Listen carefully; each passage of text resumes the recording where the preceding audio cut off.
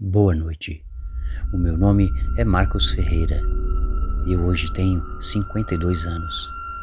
Às vezes, em alguma roda com os amigos, vejo pessoas falando sobre assuntos de fantasmas e coisas sobrenaturais. Porém, nunca disse a eles o que aconteceu comigo naquela noite. Cresci no meio do campo, em um sítio no interior de Minas Gerais, e aprendi desde cedo a lidar com o silêncio da noite, com os grilos, os ventos uivantes e até com o som das árvores rangendo sob a força do vento.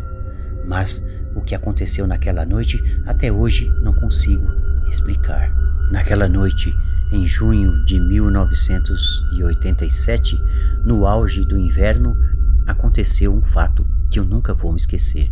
Eu ainda morava naquele sítio. Nosso sítio era isolado, cercado por uma mata densa e colinas que pareciam intermináveis.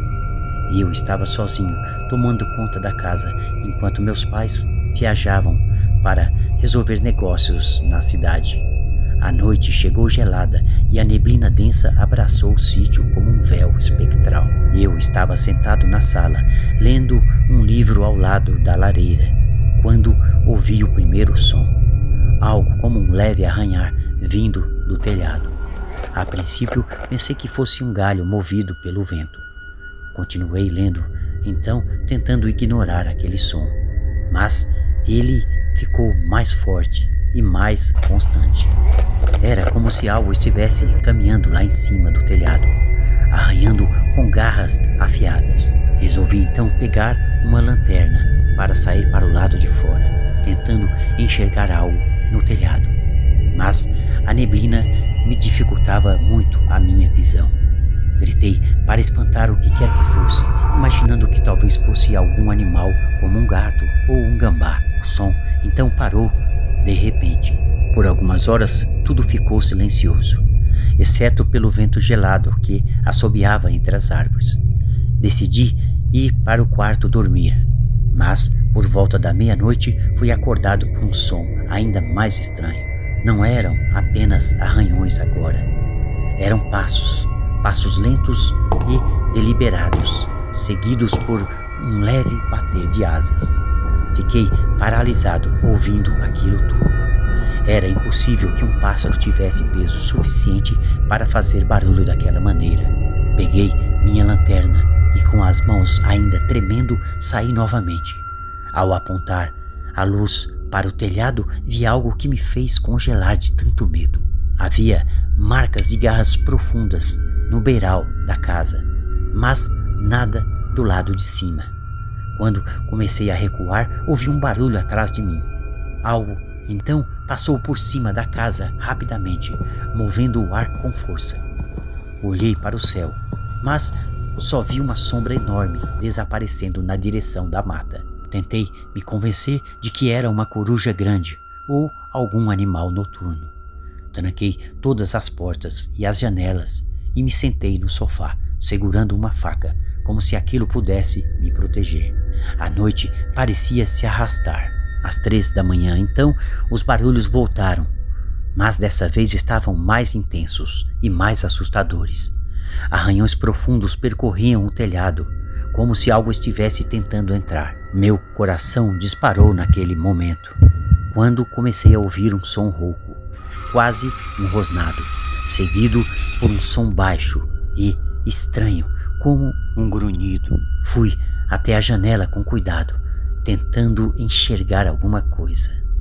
E então eu vi, no alto de uma árvore, próxima ao telhado, algo estava lá empoleirado. Era algo muito grande, maior do que qualquer animal que eu pudesse conhecer. Seus olhos brilhavam, refletindo a luz da lanterna, e suas asas enormes começaram a se abrir lentamente. Aquilo não era um pássaro e também não era humano.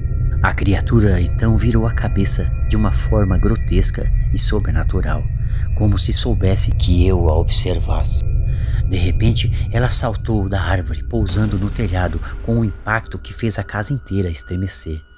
Corri para o quarto e tranquei a porta rapidamente, tremendo de medo. Eu podia ouvir o som das telhas se partindo enquanto aquela coisa se movia no telhado. Então tudo ficou em silêncio novamente. Quando o dia amanheceu, tomei coragem para sair. O telhado estava destruído, com marcas de gás por todas as partes. No chão, perto da casa, havia penas negras, grandes e opacas, que não pertenciam a nenhum animal que eu conhecia. Meus pais então chegaram no final daquele dia. Contei tudo para eles.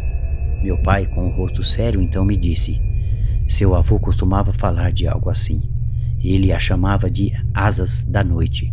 Dizia que era uma criatura que só aparecia no inverno, buscando algo que perdeu. Depois disso, nunca mais fiquei sozinho naquele sítio. Com muita insistência, meu pai acabou vendendo aquele sítio, pois a criatura parecia agora não vir só mais no inverno. Ela parecia querer nos assustar de qualquer maneira e em qualquer época do ano. Acabamos nos mudando para um centro urbano, com mais pessoas ao nosso redor.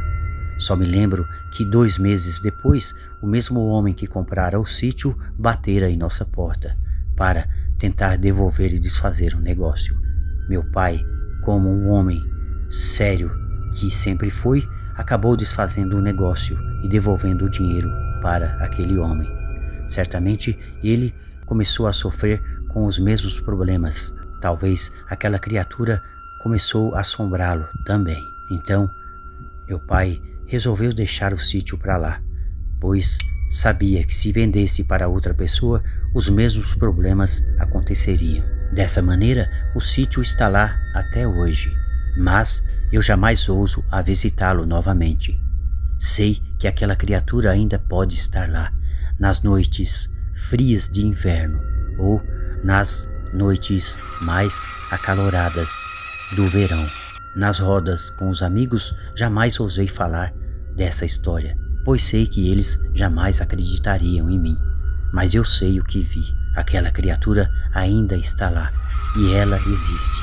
E eu temo por quem um dia for morar naquele sítio.